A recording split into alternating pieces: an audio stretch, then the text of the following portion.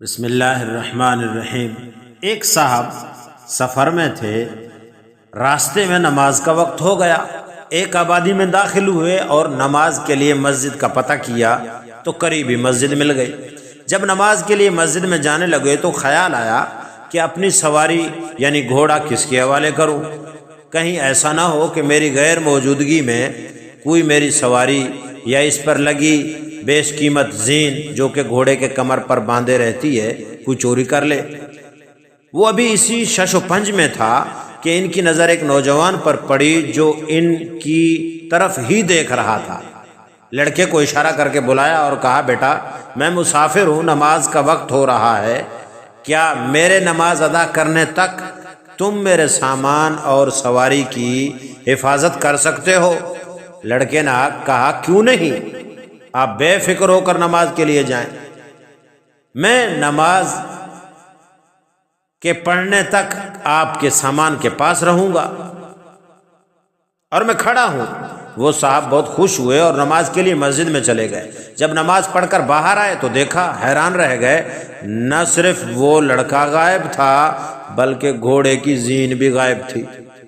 خیر صبر کر کے بازار کا رخ کیا، نئی زین خرید لوں۔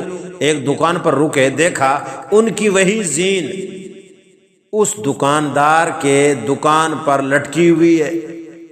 انہوں نے دکاندار سے کہا، یہ زین تمہارے پاس کہاں سے آئی؟ اس نے جواب دیا، ابھی ایک لڑکا 2 درہم میں بیچ کر گیا ہے۔ ان صاحب نے اپنا ماتھا پیٹا اور بولے، ارے اللہ کے بندے، تھوڑا صبر کر لیتا تو یہ 2 درہم حرام نہ ہو جاتے۔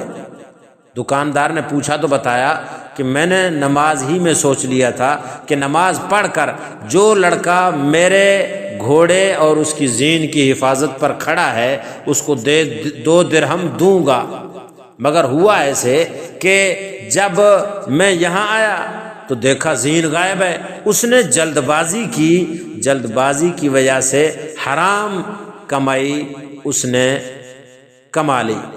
اگر صبر کر لیتا تو یہی 2 درہم کی نیت میں بھی تو کر چکا تھا، جائز طریقے سے اسے مل جاتے۔ انسان کو رزق اتنا ہی ملتا ہے جو اللہ نے نصیب میں لکھ دیا ہے، حرام یا حلال طریقے سے حاصل کرنا یہ ہمارا اختیار کا کام ہوتا ہے۔ اس واقعے سے ہمیں سبق ملتا ہے کہ اس لڑکے کے مقدر میں 2 درہم لکھے گئے تھے جو اسے ہر حال میں ملنے تھے۔ اگر وہ صبر کر لیتا تو وہ اسے حلال ہدیہ طریقے سے حاصل کر سکتا تھا، مگر اس نے صبر کا دامن چھوڑ کر چوری کر کے اپنے مقدر میں لکھے جو اسے ہر حال میں ملنے تھے، وہ 2 درہم حرام طریقے سے کمائے۔ اسی لیے ہمیں ہر حال میں صبر سے کام لیتے ہوئے رزق حلال کی جستجو میں تلاش میں رہنا چاہیے۔ اللہ تعالیٰ ضرور دیں گے انشاءاللہ۔